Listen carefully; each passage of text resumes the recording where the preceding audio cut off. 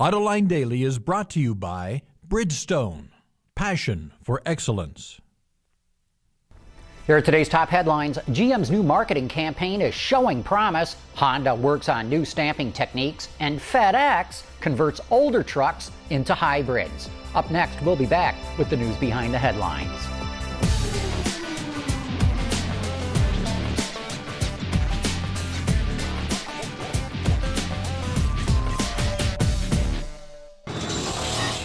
This is Autoline Daily for Tuesday, September 29th, 2009, and now the news.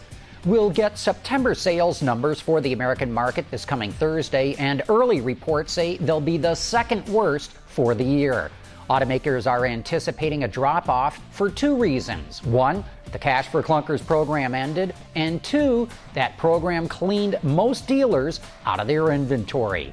However, the Detroit Free Press reports that sales started picking up in the second half of this month as production started to restore some of that inventory, and it quotes analysts as saying, "We'll have to wait for October sales to get a clear indication of how the market is truly performing." A report from Edmunds says that GM's new marketing campaign is working for the most part. Thanks to a 60-day money-back guarantee and by using its chairman Ed Whitaker in television ads, Edmunds says customers shopping for GM cars and trucks increased by 10%. It says Cadillac and GMC are getting new buyers, Chevrolet is getting new shoppers but not new buyers, and Buick is not attracting new customers but is bringing back previous ones. In the past, the Detroit automakers would pile on incentives to sell a bloated inventory of vehicles. Now, according to Bloomberg, they're starting to wean themselves off doing that. GM, Ford, and Chrysler vehicles sold for an average of $2,000 more during the second quarter compared to last year, thanks to slashing incentives. And the average price of Detroit cars sold for $1,000 more than the industry average. The incentives on the Detroit 3 vehicles were higher than the industry average, but they're clearly coming down. The Persian Gulf country of Qatar, which last month invested in Volkswagen, wants to increase its stake in the company. According to Bloomberg, the country would like to boost its stake once VW completes its takeover of Porsche. As part of last month's deal, Qatar received 10% voting rights in Porsche and options that give it as much as a 17% stake in Volkswagen. Porsche will also set up R&D and testing facilities in the country. Eventually, Qatar would like 2 board seats once the two companies combine. Mazda will reveal 2 new engines and a transmission at the Tokyo Motor Show next month. The Sky G is a gasoline engine with direct fuel injection, and the Sky D is the company's new clean diesel. Keeping the same naming theme, Mazda's new automatic transmission is called SkyDrive. The company makes it sound like a dual-clutch transmission, but it's not. This new underhood hardware is part of the company's strategy to increase the fuel economy of its vehicles by 30% by 2015. The company's QATAR concept will also make its homeland debut in Tokyo. This compact city car was first unveiled at last year's Paris Auto Show. Engineering has its challenges, especially when designers are involved. The upcoming ACURA ZDX had at least one interesting technical issue Honda had to overcome. According to Wards, the company wanted a one-piece side stamping, but the depth of draw on the rear quarter, that's how far the metal has to be stretched when it's stamped, was huge. Honda had never done anything this big or complex before. It could have been made in 2 pieces, but designers didn't want any seams. After 4 or 5 months of simulation and testing, engineers were finally able to deliver the one-piece part.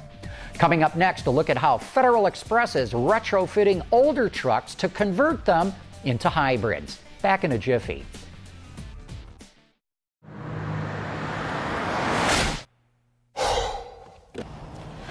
Changing tires out here could be dangerous, but with these tires, I don't need to worry. Bridgestone.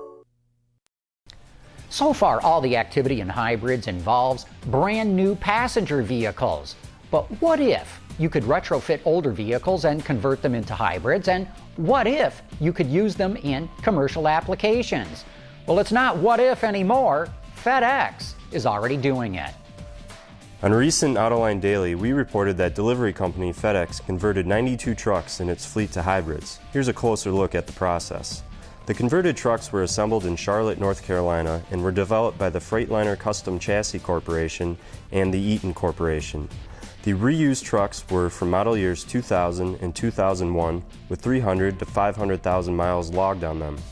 To make room for the hybrid system, the powertrain equipment, including the engine, transmission, fuel tank, and the drive shaft, were taken out.